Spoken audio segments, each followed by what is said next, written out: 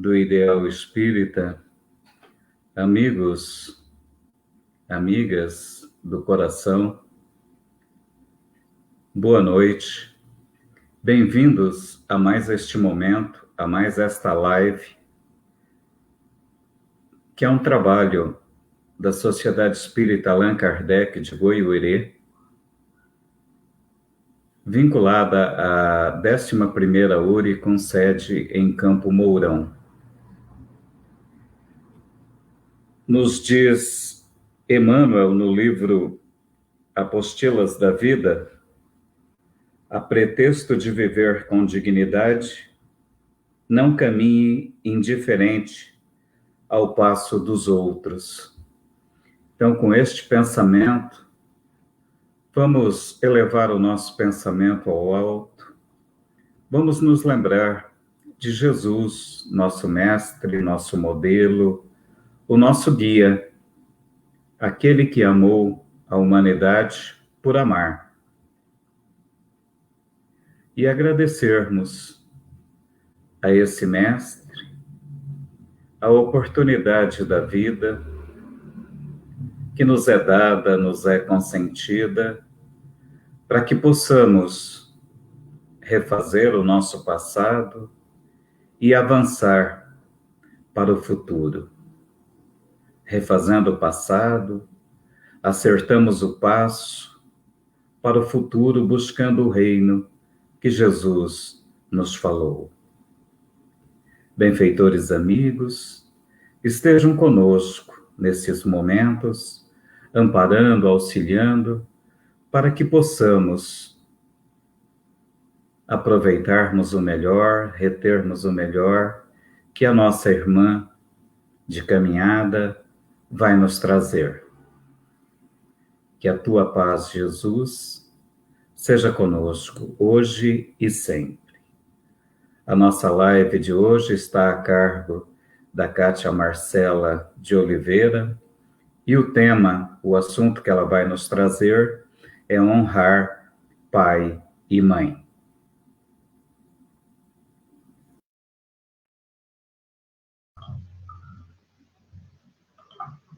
Boa noite, meus amigos. Hoje iremos abordar, como Lourenço disse, o capítulo 14 do Evangelho segundo o Espiritismo, honrar pai e mãe. Mas com um olhar mais reflexivo desse trecho do Evangelho, que merece muita atenção para uma interpretação correta do que Jesus nos disse.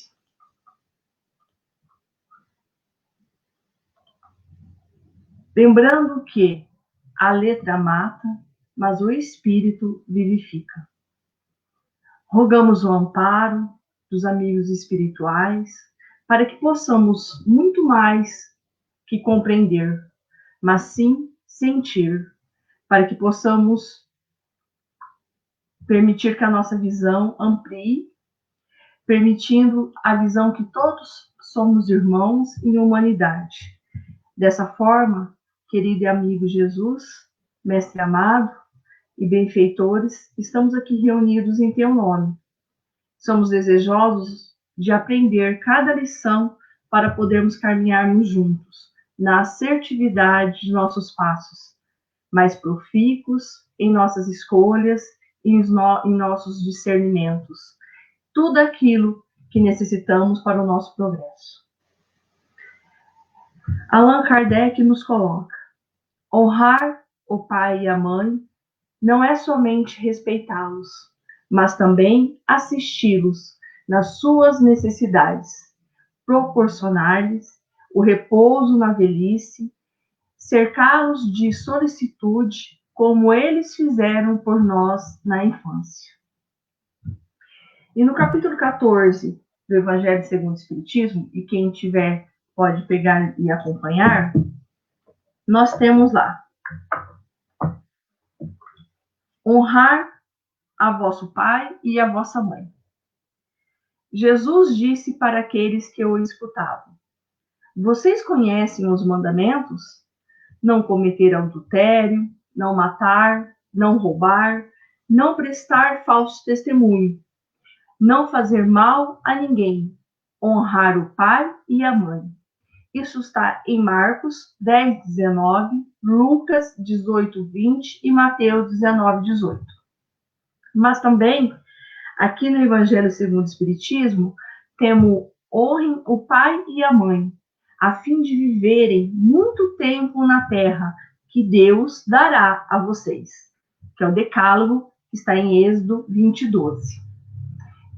E Decálogo, nós temos os 10 mandamentos, a lei que Moisés nos trouxe. E o honrar pai e mãe é o 4º mandamento. Honra teu pai e a tua mãe, a fim de viveres muito tempo na terra que o Senhor teu Deus te dará.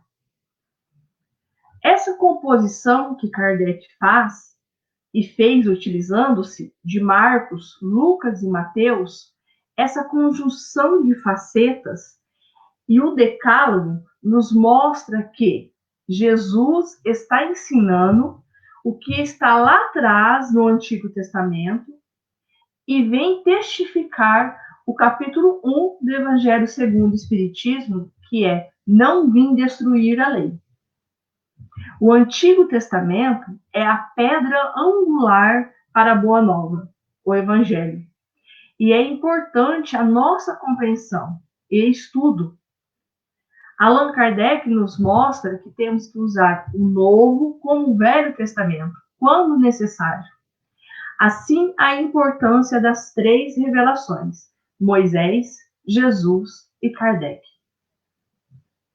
E a forma com que foi estruturado o Evangelho segundo o Espiritismo é bem interessante.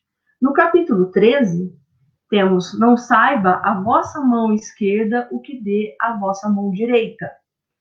E no capítulo 15, temos: fora da caridade não há salvação. Esses 2 capítulos abrigando entre si o capítulo 14, que é honrar pai e mãe. A beleza e a importância do trabalho do exímio codificador. E nós temos a piedade filial. Aqui precisamos entender que honrar, mas não é de forma subserviente. O mandamento honrar pai e mãe é uma consequência da lei da caridade e de amor ao próximo. Porque não se pode amar o próximo sem amar pai e mãe. O termo honrar encerra um dever a mais para com eles, o da piedade filial. Deus quer que ao amor que se deve ter pelos pais se junte respeito, atenção, obediência e paciência. Assim, é preciso ser mais caridoso e atencioso para com os pais do que para com o próximo em geral. Deve-se ter também o mesmo carinho e atenção para com aqueles que assumem o papel de pai e mãe. Honrar pai e mãe não é somente respeitá-los, é também ajudá-los em suas necessidades. É proporcionar a eles o repouso da velhice, cercando-os de cuidado, como eles fizeram conosco na infância. E nós temos aqui na piedade filial advertências. Existem filhos que julgam estar cumprindo o mandamento, honrar pai e mãe, dando-lhes apenas o necessário para que não morram de fome, enquanto eles não se privam de nada. Colocam seus pais nos piores cômodos da casa, só para não os deixar na rua, reservando para si o que há de melhor e mais confortável. Menos mal quando não o fazem de má vontade. Caberá aos pais velhos e fracos servirem aos filhos fortes e jovens? Quando ele ainda estava no berço, sua mãe cobrou-lhe os leites com que os alimentava? Contou quantas vezes deixou de dormir quando estavam doentes? Contou quantas passos deu para lhes proporcionar os cuidados necessários? Tenho certeza que não. O que os filhos devem a seus pais pobres não é só o estritamente necessário.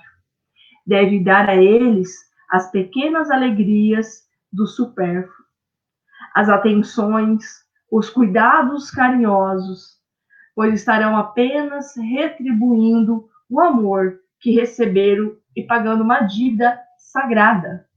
Essa é a única piedade filial aceita por Deus. Infeliz daquele que esquece sua dívida para com aqueles que o sustentaram na infância. Aqueles que com a vida material, lhes deram também a vida moral. E que muitas vezes se submeteram às duras privações para lhe assegurar o bem-estar. Infeliz do ingrato, porque será punido com a ingratidão e o abandono.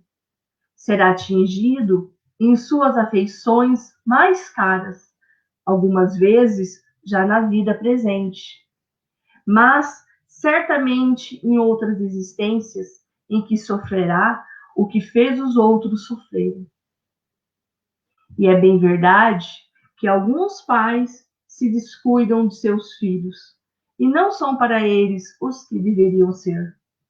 Cabe a Deus puni-los, não cabe aos filhos censurá-los, porque talvez eles mesmos fizessem por merecer pais assim. O erro que se comete em relação a estranhos pode ser considerado apenas uma falta leve, mas o mesmo erro cometido em relação aos pais pode ser considerado um crime, pois neste caso existe falta de caridade e ingratidão. E Paulo, na sua carta aos Efésios, no capítulo 6, faz uma análise para a família e nos diz, no capítulo do versículo 2, honra a teu pai e tua mãe, que é o primeiro mandamento com promessa. Pois nós temos ali a promessa que está no decálogo em Êxodo. Honrai a vosso pai e vossa mãe, a fim de viverdes longos tempos da terra que o Senhor nosso, vosso Deus, vos dará. É o primeiro mandamento com promessa. E André Luiz, no livro Evolução em Dois Mundos, que é um livro de ciência, ele retoma no capítulo 20 os 10 mandamentos e reescreve numa linguagem moderna. E no quarto mandamento ele diz, lembra-te de que a dívida para com teus pais terrestres é sempre insolvável por sua natureza sublime. Que quer dizer que é aquele que não tem meios para pagar o que deve. Percebemos que a revelação é coerente. E esse é o sinal de que, de fato, é revelação. Quando Moisés traz esses principais mandamentos, uma parte da lei divina, porque tem uma outra parte que é da lei civil. E essa, a lei civil, se altera ao longo do tempo, mas essa parte não se altera. E isso estava se falando em uma relação dentro de um plano da família. Jesus amplia isso quando ele faz o questionamento. E o Espiritismo amplia ainda mais. E o questionamento que Jesus faz é: quem é minha mãe e quem são meus irmãos? Quando Jesus chegou em casa, lá reuniu-se uma multidão tão grande de pessoas que nem mesmo puderam completar sua refeição. Ao saberem disso, seus parentes saíram para prendê-lo, pois diziam: ele perdeu o espírito. Sua mãe e seus irmãos chegaram, e ficando do lado de fora, mandaram chamá-lo. O povo que estava sentado ao seu redor lhes disse: sua mãe e seus irmãos estão lá fora, e chamam por você. Jesus então respondeu: quem é minha mãe e quem são meus irmãos?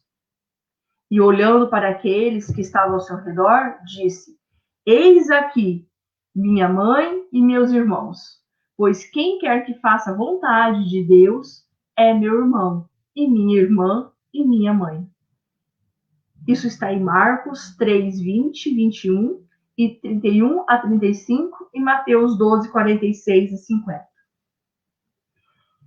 A família se identifica pelo trabalho, pela missão. E o que Jesus nos ensina aqui é a família universal, que eu, você fazemos parte. Ao contrário do que se pensa, Jesus honrou seus pais terrestres, tanto que, como profissão, elegeu a do seu pai. A carpintaria foi sua escola no lar. No livro Boa Nova, no capítulo 2, o espírito Humberto de Campos, pela psicografia de Chico Xavier, nos traz o diálogo de Jesus e sua mãe. Mãe, toda preparação útil e generosa no mundo é preciosa. Entretanto, eu já estou com Deus. Meu Pai, porém, deseja de nós toda a exemplificação que seja boa, e eu escolherei deste modo a escola melhor. No mesmo dia, embora soubesse das belas promessas que os doutores do templo fizeram na sua presença a seu respeito, Jesus aproximou-se de José e lhe pediu, com humildade, que o admitisse em seus trabalhos. Desde então, como se nos quisesse ensinar que a melhor escola para Deus é a do lar, é a do esforço próprio, concluiu a palavra materna com singeleza. Ele aperfeiçoa as madeiras da oficina, empunha o martelo e a enxó, enchendo a casa de ânimo com sua doce alegria. E aqui nós entendemos que existe o parentesco corporal e o parentesco espiritual. E os pais têm os deveres. Não são os pais que criam o espírito do filho. Eles apenas lhe fornecem o corpo de carne. Além de gerar o corpo, os pais são os responsáveis pelo desenvolvimento intelectual e moral dos filhos, ajudando-os a progredir. Os espíritos que encarnam numa mesma família, como parentes mais próximos, são quase sempre espíritos simpáticos entre si e unidos por relações anteriores. Essas relações se manifestam pela afeição que existe entre eles durante a vida terrena. Pode acontecer também que os espíritos sejam completamente estranhos uns aos outros, ou separados por antipatias igualmente anteriores, e que se manifestam por aversões mútuas. Enquanto estiverem encarnados na Terra, essas aversões serão para eles uma grande provação. E os verdadeiros laços da família não são os laços de sangue, mas sim os laços de simpatia e afinidade de pensamento que unem os espíritos. Com o parentesco corporal e o parentesco espiritual, temos dois tipos de família. Existe, portanto, duas espécies: as famílias por laços espirituais e as famílias por laços corporais. As famílias que se unem por laços espirituais possuem um relacionamento duradouro e se fortalece pela purificação de seus membros. Assim, eles continuarão se relacionando no mundo dos espíritos e na Terra, por meio das inúmeras encarnações da alma. A união das famílias por laços corporais é frágil, como a própria matéria, e termina com o tempo. Muitas vezes, essa união se desfaz moralmente, já na existência atual. Foi isso que Jesus quis ensinar, quando disse a seus discípulos: eis aqui minha mãe e meus irmãos. Ou seja, minha família pelos laços do Espírito, pois quem quer que faça a vontade de meu Pai que está nos céus é meu irmão, minha irmã e minha mãe. E aqui é a aplicação máxima da lei de amor. Os irmãos em humanidade, os que seguiam a Deus. Para compreender melhor, a família material ela é estabelecida por laços consanguíneos. O parentesco corporal é estabelecido a partir da necessidade de aprendizado e de refazimento de erros do passado. Pode ou não ser composta de espíritos afins, dito parentes espirituais. E enquanto a família espiritual decorre exclusivamente de afinidades e de comunhão de ideias e valores. A parentela espiritual é facilmente identificável. São as pessoas que se buscam e têm o prazer na companhia uma das outras. Elas têm valores em comum e seu relacionamento é tranquilo e prazeroso. No livro Caminho, Verdade e Vida, pela psicografia de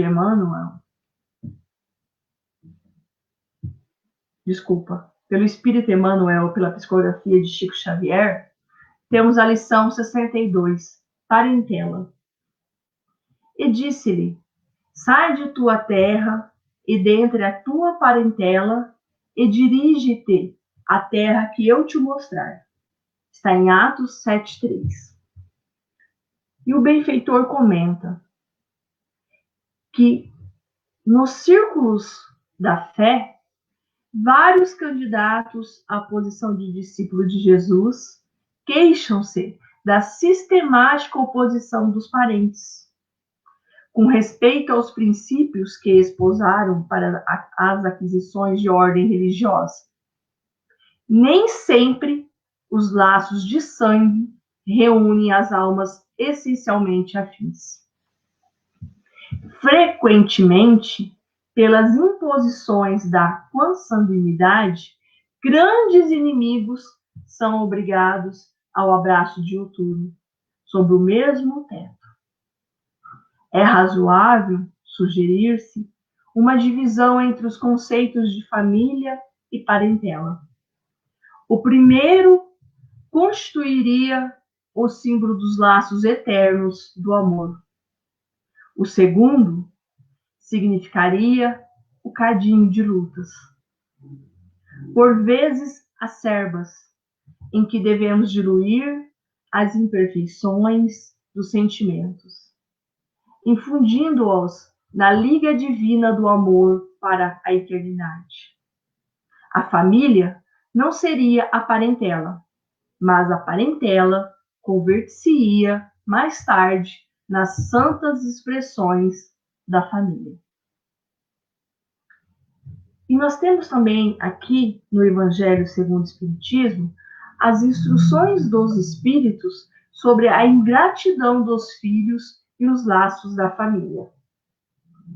A ingratidão é um dos frutos mais imediatos do egoísmo. É revolta sempre os corações honestos. Entretanto, a ingratidão dos filhos em relação aos pais tem um caráter ainda mais odioso. É particularmente sob o ponto de vista da ingratidão dos filhos para com os pais que faremos essa análise e suas causas e seus efeitos. Quando o espírito deixa a terra, leva consigo as paixões e as virtudes próprias de sua natureza. Retorna ao plano espiritual para se aperfeiçoar ou permanecer estacionário, até que se deseje se esclarecer. Os que estão mais evoluídos conseguem perceber uma parte da verdade, compreendem então os efeitos danosos de suas paixões e procuram se melhorar, reconhecendo que para chegar até Deus só existe um caminho, a caridade. Porém, não existe caridade sem o esquecimento das ofensas e das injúrias. Não existe caridade com ódio no coração. Não existe caridade sem perdão.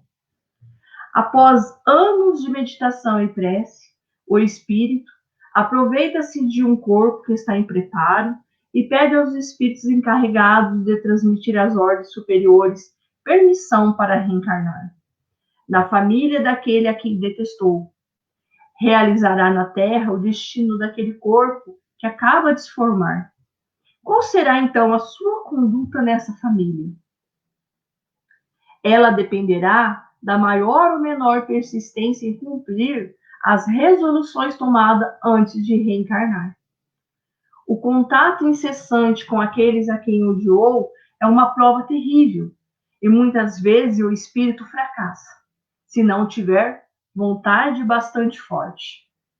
Assim, conforme prevalecem ou não as boas decisões que tomou, ele será amigo ou permanecerá inimigo daqueles em cujo meio veio viver. E desse modo que se explicam os ódios, as repulsas instintivas que se notam em certas crianças e que nenhum ato anterior consegue justificar. Espíritas, compreendam o grande papel da humanidade. Compreendam que quando se gera um corpo, a alma que nele reencarna vem do plano espiritual para progredir. Deus não dá provas acima das forças daquele que a pede. Ele apenas permite aquelas que podem ser cumpridas. Se fracassamos, não é por falta de condições, mas por falta de vontade. Cada pai, cada mãe, Deus perguntará: o que fizeram do filho que lhes foi confiado? Se permaneceu atrasado por culpa de vocês, seu castigo será vê-lo entre os espíritos sofredores, pois sua felicidade dependiam da dedicação que dispensariam a ele. Então, atormentados pelo remorso, pedirão uma oportunidade para repararem a falta. Solicitarão uma nova encarnação para ambos, na qual irão criá-lo com o maior cuidado, e ele, cheio de reconhecimento, irá retribuí-los com seu amor. Não rejeitem, portanto, o filho que no berço repele a mãe, nem aquele que só sabe pagar com a ingratidão que recebe. Não foi o acaso que o fez assim, como também não foi o acaso que o enviou para que dele cuidasse. Mães, abracem um filho que lhes causa um desgosto e digam para vocês mesmos: um de nós é culpado, mas o amor pode apagar essa culpa.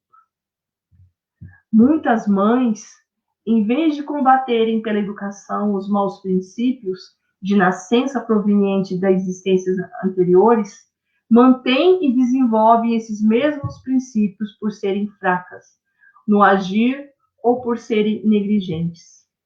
Mais tarde, como o coração amargurado pela ingratidão dos filhos, sofrerão já nesta vida o começo das suas expiações.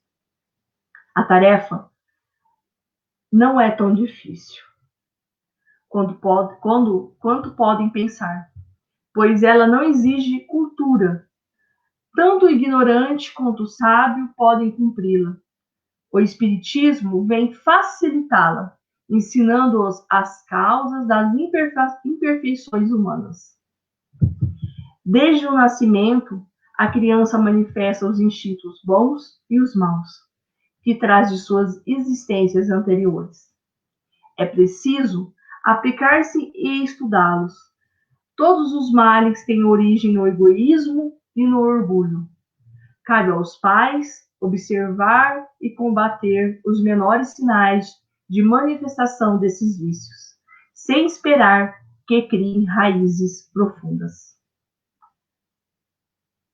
Quanto aos pais, fazem tudo o que podem para o adiantamento moral dos filhos e ainda não alcançam êxito. Suas consciências devem ficar tranquilas, e o desgosto que sentem por verem todos os seus esforços fracassados é natural. Deus lhe reserva uma imensa consolação na certeza de que isso é apenas um atraso momentâneo desse espírito.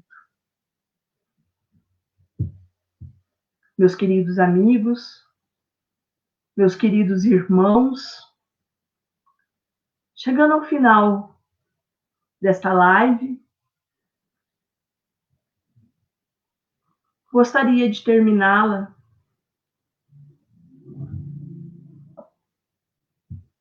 com a explicação de Emmanuel.